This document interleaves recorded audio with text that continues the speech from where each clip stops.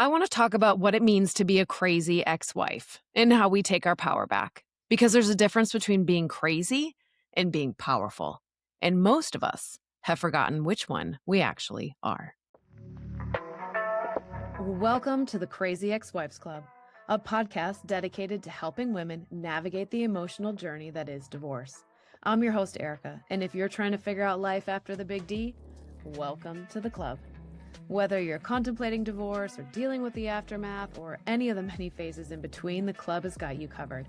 Each week, you'll hear stories from women who have been in your shoes.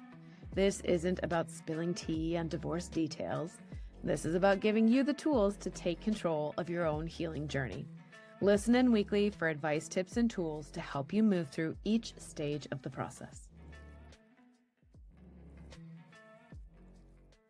Welcome back to another episode of the Crazy Ex-Wives Club. I'm your host, Erica, and I was having a conversation this weekend while we were out. I met a new friend. She might be listening, and we started talking about the podcast. And the first thing that came up is she said, well, I'm not an ex-wife. I said, you don't need to be an ex-wife to have been labeled as crazy or reactive or highly emotional and to find value in what we talk about every single week. And I thought that was a perfect topic for us to dive into today. Because the reality is that while I started this podcast to help divorced women, because divorce was the catalyst for me. Divorce is that reason that your entire life gets turned upside down. Divorce is not the only time that somebody looks at you and rolls your eyes when you're emotional or says that you're being crazy or lets out that big exaggerated again. I think it's super important that we dive into what is this crazy wife label? Why does society love to put us in a box? How do we internalize it? And more importantly, how do we take our power back? Because for me, I'm still your favorite crazy ex-wife, but I'm crazy in the good way. I'm crazy in the love and abundance. I'm crazy in the amount of grace that I extend to people because we're all human, having a human moment, and none of us are perfect at what we're doing. My wish for you is that you too can come to the good side of being crazy. When we are in control of our emotions, when they no longer run the show, then we can operate from what I believe is the true superpower for women. Our emotions are our superpower because they are something that guide us, give us insight, and help us make this world a more loving, feeling, accepting, beautiful place. And when we either don't know how to meet our emotions and take care of them, or we've pushed them down for too long because we needed to operate in a society that became very male-centered, lock it in, get it done, check it off the list, it leaves us feeling a little out of control. I think society's favorite way to dismiss women is to call her crazy when she has feelings. It's been around since the dawn of time that if a woman becomes too emotional, oh, she's just being crazy. Well, it's really important to unpack what's driving those quote unquote crazy behaviors. When our emotions run the show, we operate from a place of being reactive instead of choosing how we want to move forward. And it doesn't happen all at once. It typically happens little by little, gradually, then suddenly, until all of a sudden our emotions are in the driver's seat. But it feels like we're in control, but they're in control because when you get triggered, the statement comes out of your mouth faster than you can stop it. I don't have a great poker face. My what the fuck face comes out really fast. And I had to learn how to take care of my emotions because what was happening is they were getting bigger and bigger and more out of control and more painful for me to have to deal with. So what did that look like? It looked like I started to wish that everybody else could just be different. If they were different, I wouldn't be so upset. If they did things to help me, I wouldn't be so overwhelmed. There are all these tricky ways our mind tells us that everybody else is at fault for what is happening internally in our mind and our body, in our heart. The cool part is you have the power in any moment to take that control back. I remember there was a quote, I've talked about it recently because it's started to get stirred up again, but there was a social post, a little meme that came out about what it meant to be unfuckwithable. It didn't mean you were mean. It didn't mean you were cruel. It meant that you were so grounded in who you are, in what you need, in what you love, that it didn't matter what anybody else did around you. you could still operate from that place of love, of abundance, of true power. And you didn't give it away because you were waiting for somebody else to act differently.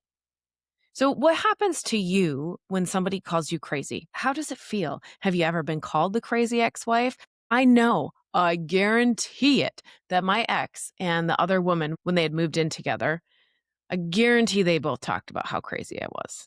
And I will share one of my lowest, grossest, crazy moments. And my son and I had just moved into our townhouse, and I was upstairs on the landing of the second story. And my ex and I were on the phone, and I don't 100% know why. I don't know if I was looking for something or we were doing the same thing of hashing out old shit again and again. But he had shared that she was there. I might have been calling for that. Like, why was she already moving in or something like that when he had just told me that was not going to happen? And I was screaming, like the words coming out of my mouth are not anything that, one, I can recall because they were so reactive and trauma based, and two, very embarrassing to be sitting there and losing your shit when you chose the divorce. You know the divorce was the right option, and you know you don't want to be with this person. So why are you creating this argument? Part of me needed to prove that I was right. Part of me needed to prove that he was wrong, that he didn't know what he was talking about. But the reason that I know that they called me crazy after that is because he kindly put me on speakerphone and let her listen in to this rant that I was going on about why are they even together? Why is he lying about it? They might as well just take a pregnancy test. That must be why she's moving in right away. All the things. And when I found out that he'd put me on speakerphone and he was letting her listen in, I was even more enraged because this was a private moment that I thought was between he and he had decided to open it up to her as well. It was not my proudest moment, but I was so angry. I was so infuriated. And what was driving that underneath, the pattern that I could find, was I really needed to be validated and justified in how horrible he had been at the end of the marriage. The continued lies, the deception, the not being able to tell the truth, the waiting it out 2 years for me to be the one who is strong enough to finally file versus him doing it a long time prior. All those pieces. There was a portion of me inside that needed that to be validated. And I needed him to understand how badly he had hurt me. And because I had not done the work along the way to address these emotions, they were now big and they were raging and they were out of control. It's like a tornado. It starts as a little windstorm, and as the tornado pulls in strength and speed, and it sucks everything else up into it. So all of a sudden, all the emotions are activated. All the emotions are being sucked up in this whirlwind of thing that's going on. And little by little, I needed to unwind them and take them apart, because at that point, I was no longer in control. I wasn't acting the way I wanted to act. I wasn't being a good role model for my son. I also was not living the core values that I had identified, that I really wanted both of us to be happy and to part ways in a peaceful manner. I didn't have any way to stop it when the emotions hit. When we continue to ignore the feels that are laying underneath our behaviors, they get bigger and they get louder, because at the end of the day, our emotions are just begging to be seen, to be heard, and to be validated. Often there is nothing that actually needs to change from the other person. We just want to feel heard. We just want to be seen in the struggle, or how hard we've tried, or the things that we've done. And so your work is to learn how to care for your emotions first, so that you know how to keep them regulated, so that you take your power back. Because there is a difference between being crazy and having a nervous system that's been activated by years of not being heard. Your nervous system is on high alert from stress, from fear, from uncertainty, from having the roots of stability ripped out from underneath it. And it isn't just about knowing that now all that's over. Oh, the divorce papers are final, so now all that is over.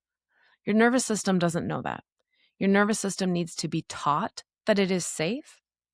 Your nervous system needs to be shown that it is okay right now. And when we do that work, when we regulate our nervous system, when we learn how to leverage the feels in our body to regulate our nervous system, then we can start shifting that crazy from the bad crazy, the slash and tires, the angry country songs, to the good crazy. Hey, I know that my ex is being a dick right now, I don't have to step into it. I will not allow his behavior to impact my day any longer. And that's the goal of why we meet every single week. How do we empower you to shift from being the bad crazy into being the good crazy? So what's our first step? The first step to be able to do this work, to get your emotions back in control, is to not run.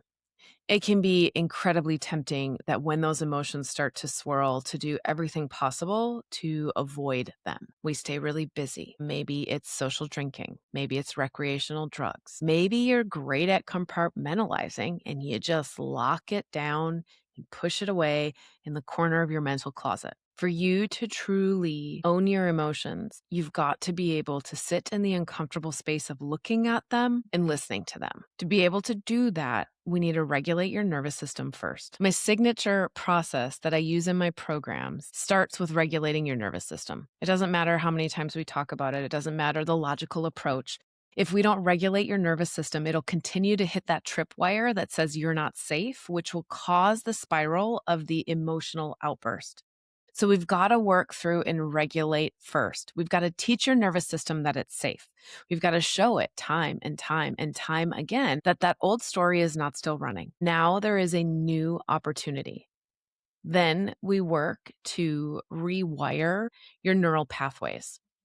Old paths, you are able to walk them easily, quickly, and probably in the dark because you've walked them a million times over. We need to create a pattern interrupt. We need to do things differently. And then the last step is we finally get to realize it.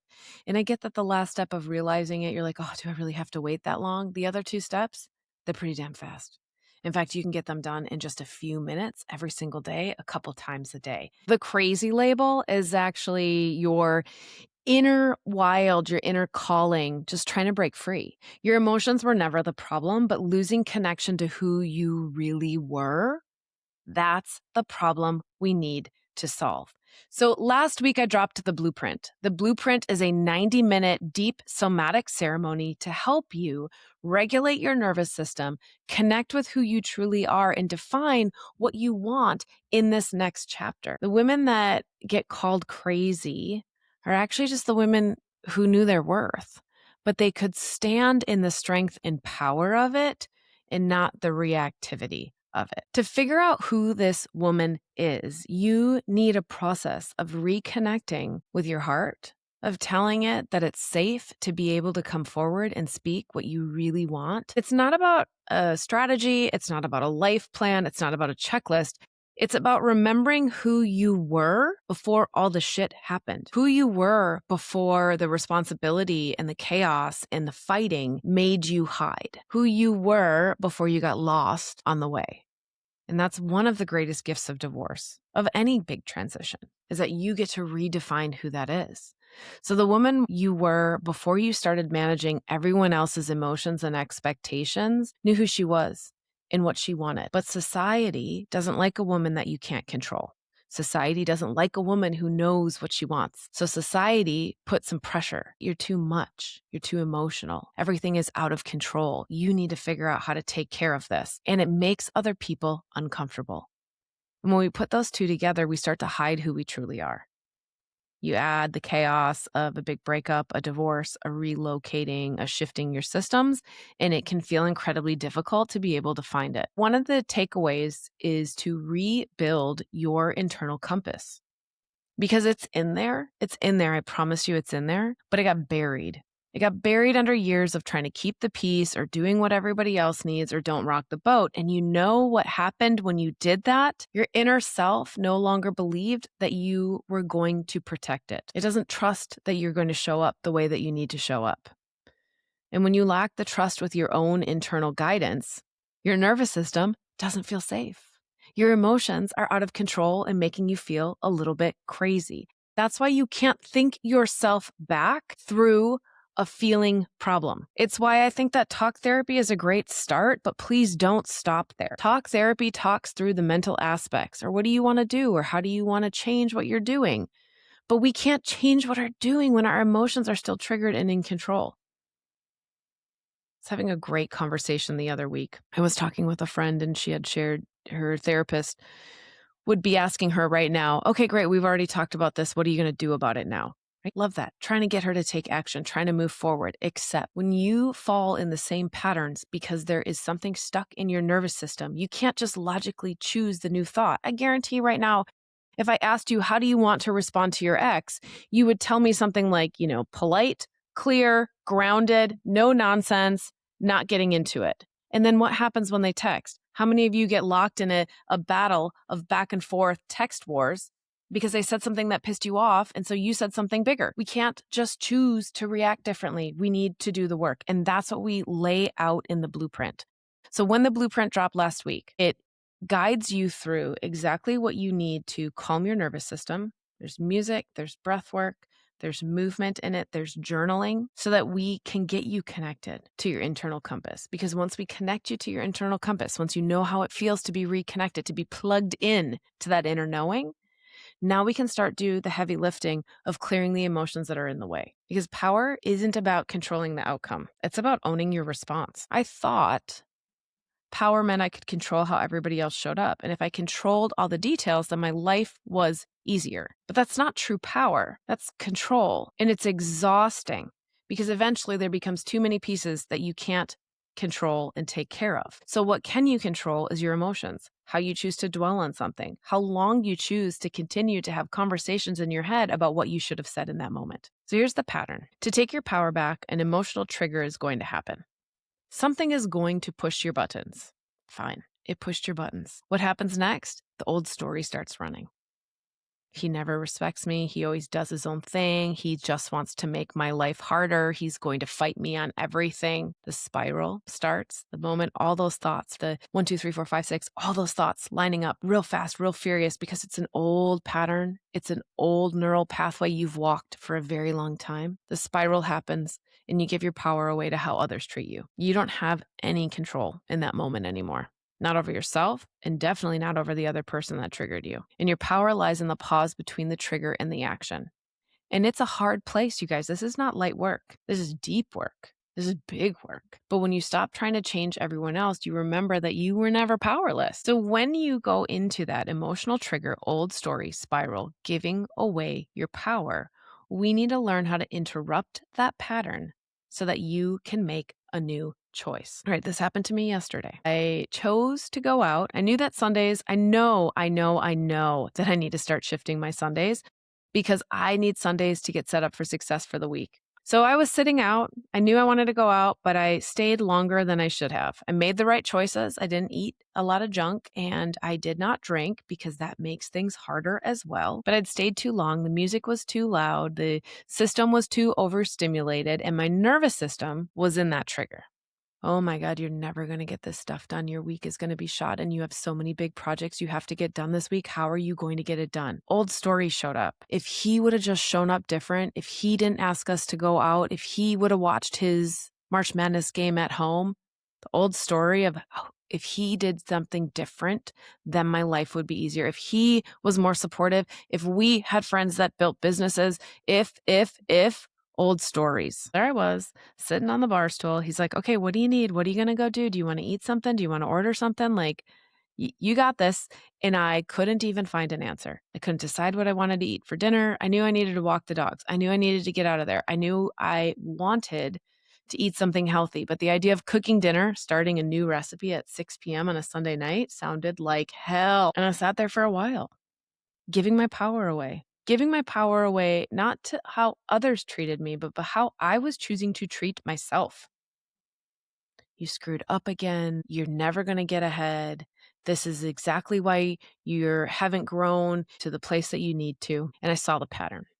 And I said, been here, done that. Been here before. What do I want to do differently? I realized that when I start doing this, it's what I call future tripping. I was running down the path about how terrible Monday was going to be and how I was never going to get these 2 huge videos I need to record. I was never going to get it done. I wasn't going to have the mind space. I was going to be so exhausted. I was like, oh, future trip and stop that shit right now. Why? Because it gives your power away to an outcome that you have no idea whether or not it's going to come true. But in the moment, it makes your present really unbearable. It literally triggers that nervous system to make you just want to crawl in bed and not deal with any of it, which only sets you farther behind. So I saw the pattern, I saw the future tripping, and I said, wait, I can shift my thoughts right now. So I caught myself midstream and I said, let's not worry about Monday. Let's figure out one day at a time. I could take a breath. Things started to get a little clearer. And I said, okay, what do you need to do first? And I was like, I don't want to cook. That was a very clear, full body, hell yes, I don't want to cook. And I said, okay, then let go of the stories about you're trying to like get back into your physical fitness, but now you're going to go eat takeout. And I was like, zip it, because that is not a path I can go down tonight. I ordered out food. I called, placed my order, went over and got it. Got home, ate, knew I'd feel better after I ate, and then said, okay, great, time to walk the dogs. Got the dogs out. After a little walk on the dogs, what happened? I started to get my energy back. I had shifted out of the spiral because I had caught it midstream. And the relief that came from shifting out of the spiral was instant. The relief of, oh, you're in a pattern. This is not the way that you want your emotions to run your world, meant that I could take that break, take that pause and shift and stay in the present moment. Because the solution to future tripping is to get back into the present. When you get triggered, you are future tripping about all these conversations or zings that you want to send your ex, or power that you think you're going to have if you say the right thing that creates pain in somebody else. Not power. That's giving it away. So we shift into the present moment where we get to pause, where we get to breathe, where we get to choose how we want to proceed. We've got to get you a pause so that you can choose your emotions, so that you can choose, what do I need right now? What do I need in my system right now? Because when you figure out what you need in your system, I really needed a spicy chicken sandwich. That's what I needed in my system last night. Does that align with how I am currently shifting my eating habits? No, but that is what I needed last night. And that is what made things easier. And so I leaned into it and then I adjusted to figure out what was going to come next. When we learn to heal our emotions, instead of me sitting at the bar and having a hangry meltdown and yelling or crying or losing my shit about the fact that I really just needed to eat dinner. And that's not a choice my partner can make for me. He can go get some chicken and a salad and try and feed me. But again, if my emotions are running the show and I've decided that I'm going to throw a fit because this is what feels good in the interim, in the short term, there's nothing that anybody else can do to change that. But sitting in the feels with yourself can be really overwhelming. It is not for the faint of heart, but it is for the woman who wants to take her power back. So as you sit in this space of, God, Erica, I really wanted to be the wild woman that I could feel and see in my mind. The woman who knew her worth. The woman who did what she wanted to do because it brought more joy to the world. The woman who knew how to answer emails or text messages from her work or from her ex or to her current partner. The woman who was no longer afraid when things got hard. The woman who was refusing to allow her emotions to sink her battleship any longer. Because sitting in a place of being upset, of being triggered, of crying, of feeling hopeless, the worry, the anxiety, the uncertainty, it feels like shit. But you don't have to sit in it any longer than you want to. You do have to make the choice to move out of it. You can sit in it. I sat in it after I got divorced. I sat in it for 2 weeks. I was super depressed for 2 weeks. I didn't get off the couch. I just couldn't. And I sat in the feels. And every day you're crying about it and you're grieving the loss of it and you're wishing for what was. And then I started to think like, God, I'm really tired. I'm really tired of crying over the same thing. I'm really tired of feeling this meh. I'm really tired of not having the energy to get the shit done that I want to get done. And when you get to that point, now we can shift your power because now there's a desire. Did I want to stop the cries or stop the feels or stop the whatever, the moment that they were really, really intense? No, but I knew that that was the way to build the life I wanted to build. The blueprint helps you post-divorce build the life you want to build because we process through that grief. We regulate your nervous system so that you can connect with your heart. It is a guided experience to strip away everyone else's expectations, who you used to be, who you became, so you could survive, so that you can define who you want to be in this next chapter. We will guide you through to find the woman who got lost and trying to be everything to everyone, and you will learn how to be everything to yourself. Because when you figure out who you are, when you define, who do I want to be? What roles do I want to keep? What does my week look like? How do I move through time and space? Then you can be more loving. You can be more helpful, more supportive. You can weather the storm because the emotions, are they going to get stirred up? For sure. But you will now have the toolkit to be able to maintain your balance. The storm will not suck you up. You will see it coming. You will stand your ground and you will truly be in your full power. If you're looking for help to figure out how to manage your emotions, first go check out the blueprint that is self-guided, that is 90 minutes of at-home, deep, somatic, beautiful ceremony-led ritual to help you define and claim who you want to be. If you're looking for a little bit more personalized support, I would love to connect with you and talk to you about doing the Unfuckwithable container. In 30 days, we regulate that nervous system. We take a look at that mental chatter and we rewire the limiting beliefs, the negative thoughts, the places where your emotions are running the show. Take that power back. And then we set you on a path to realize your dreams and your hopes and your wishes. And we do it all in a month. You can always find out more about working together or about the programs that are available at thecrazyexwivesclub.com. The thing is that if you have ever been called crazy, your emotions were never the problem. You just lost your way to being able to realize those emotions, to repair those emotions, and to take care of yourself. When you know who you are, the opinions of others, the society pressure, it becomes background noise because you love who you've become. And at this point, as you have ventured through and journeyed through divorce and are in the process of rebuilding, I want you to reclaim the word crazy. Take it back. We deserve to take it back. It's our word. I want you to be crazy enough to believe that you deserve better. I want you to be crazy enough to rebuild your life. I want you to be crazy enough to trust yourself. I want your life to be filled with crazy, magical experiences that other people tell you are not possible. And they are. They are when you choose to do the work. So hop over to thecrazyexwivesclub.com, check out what's under services, or send me a message. I always offer a free divorce discovery call where we can talk a little bit more about what's going on in your world.